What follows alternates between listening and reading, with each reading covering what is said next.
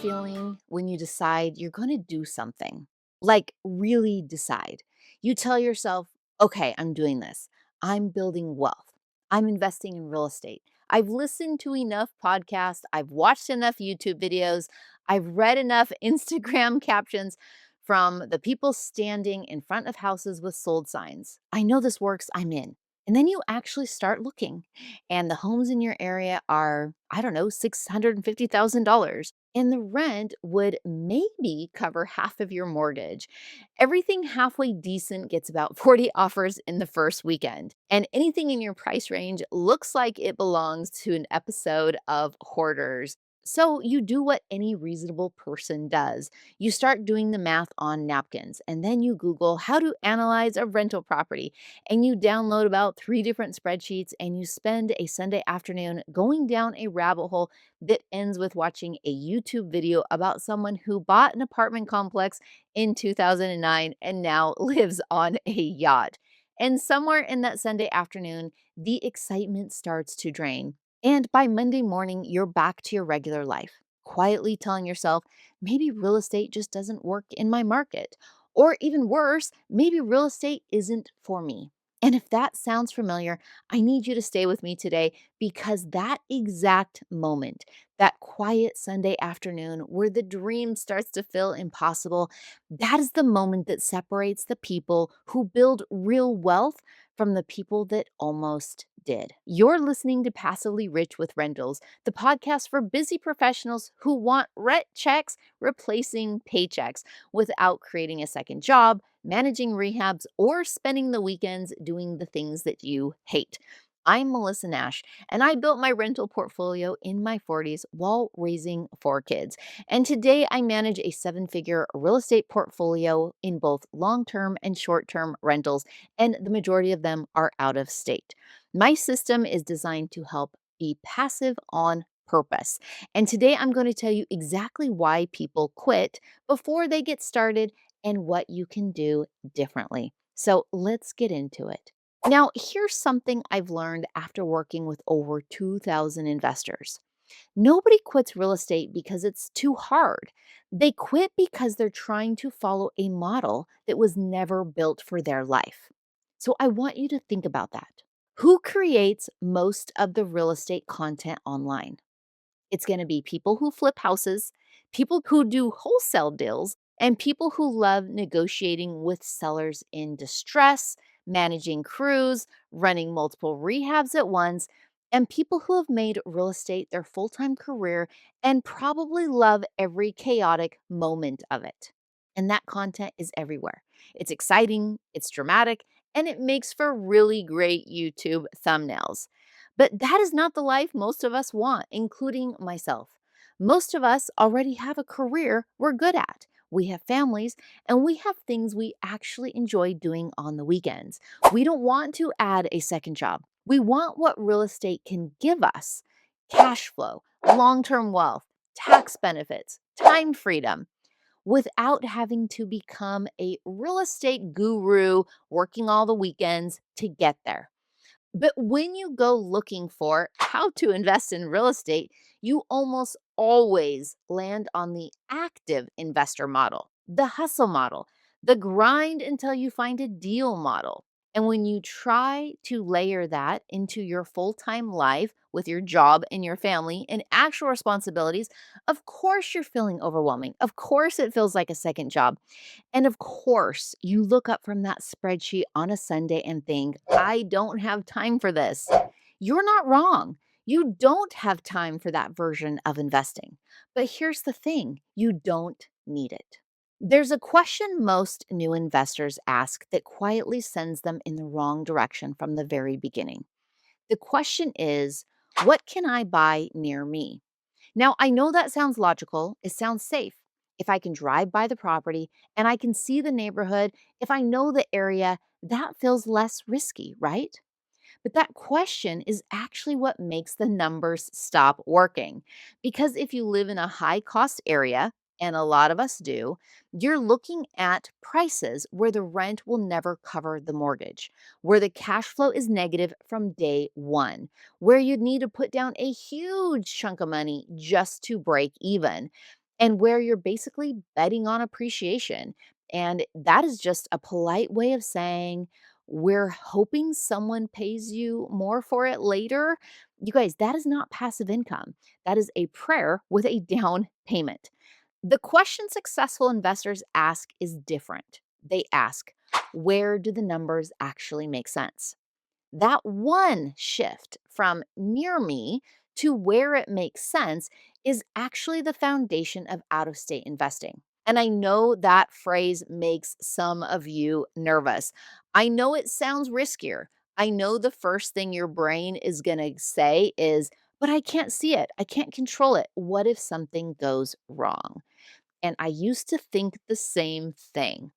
And then I realized I'm already making financial decisions about things I can't personally supervise every day. The money that's in the stock market, the money that's in retirement accounts, the money managed by people I've never met, the 401k sitting in funds I've never physically invested. We trust systems all the time. We just haven't been taught to trust real estate systems yet. But when you choose a market based on data, landlord friendly laws, job growth, population trends, rent to price ratios that actually make sense, and when you build a team on the ground that manages the day to day, you're not gambling, you're investing. And the beautiful part, your tenant does not care if you live 5 miles away or 5 states away. The rent hits your bank account either way.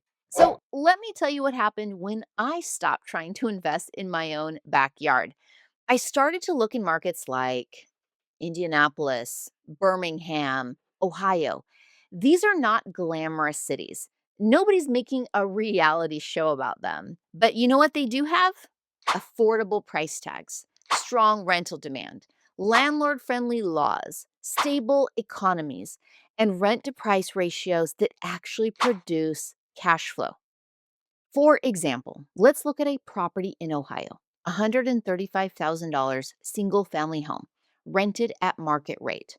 After mortgage, taxes, insurance, management, and reserves, it cash flows. Real money every month into your bank account. Literally, while you're at your kid's soccer game, while you're sleeping, whatever. That is the model, okay? It's not about finding the perfect deal.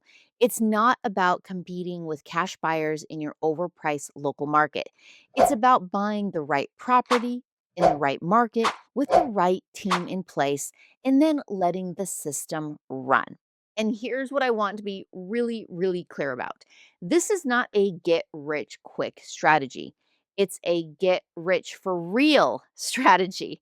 The kind where in 10 years you look up and you have 5, 6, or 12 properties and they are each paying you every month. They are building equity. They're giving you tax advantages. They are making your accountant actually excited to talk to you. This is the boring, reliable, life changing version of real estate that nobody makes YouTube thumbnails about, but it works. Now, I want to be honest with you about something. Even after you understand all of this, even after the mindset shift, even after you see the model, even after it starts to make sense, a lot of people still hesitate. And it's not because they don't believe that it works, it's because they're afraid of making the wrong decision. What if I pick the wrong property? What if I miss something in the numbers? What if the tenant doesn't pay?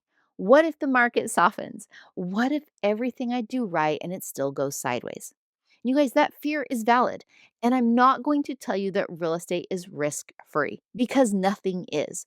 But here's what I've learned after doing this for over a decade and helping thousands of people do the same thing. Confidence doesn't come from knowing everything. It comes from understanding how a deal works. Not theoretical deal, not a made up example, a real property with real numbers in a real market. When you can look at a purchase price and understand the down payment, the mortgage, the rent, the property management, the insurance, the taxes, and you can see how it all adds up and the real numbers at the bottom that show the cash flow and all the other positive things, that's when it stops feeling scary. And when it stops feeling like a leap of faith and starts feeling like a calculated decision. And calculated decisions, those you can make. You can get comfortable with those and you can build a portfolio on those. So I want to go back to that Sunday afternoon I was describing at the beginning of this episode. You're sitting there, the numbers in your market don't work. That dream feels further and further away than it did an hour ago. And you're about to close the laptop and tell yourself you'll come back to it someday. That moment, that exact moment, it's not a dead end. It's actually a signal. It's your investing brain waking up and telling you the way you've been taught to look at this isn't right for you. You guys, that's not failure, that's actually the beginning.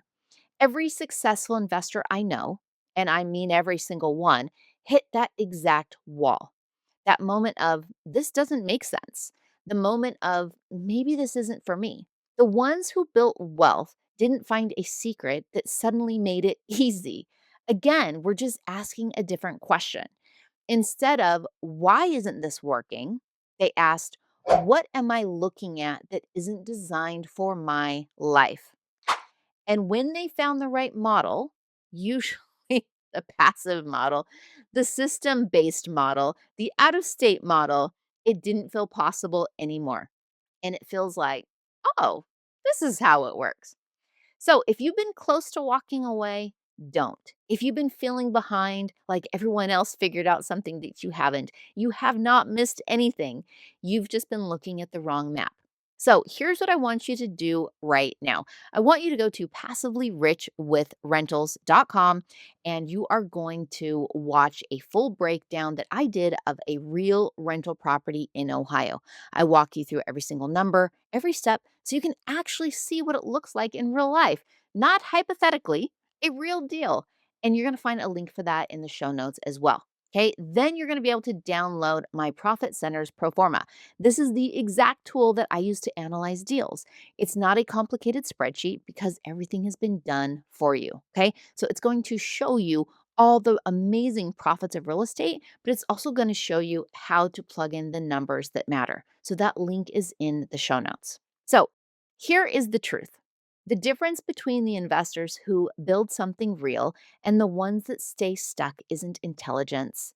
It's not connections. It's not even money. It is clarity.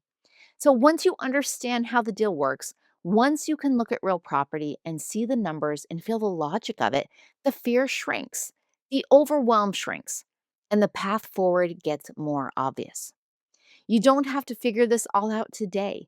You just have to take one step. And if this episode helps you see things differently, and if it shifted even a little bit of confusion to something that feels more possible, then please share this with someone else who's been standing at that same wall because we all deserve to know there's a door in it. So, thank you guys so much for spending time with me today. This is exactly why I do the podcast. I remember what it felt like standing at that wall, so close to walking away, to being convinced that maybe this wasn't something for me. And I want you to know this is for you. You're not too late. You're not too busy. You're not missing some secret ingredient that everyone else has. You just need the right model. And now you have it. So I'll see you in the next episode.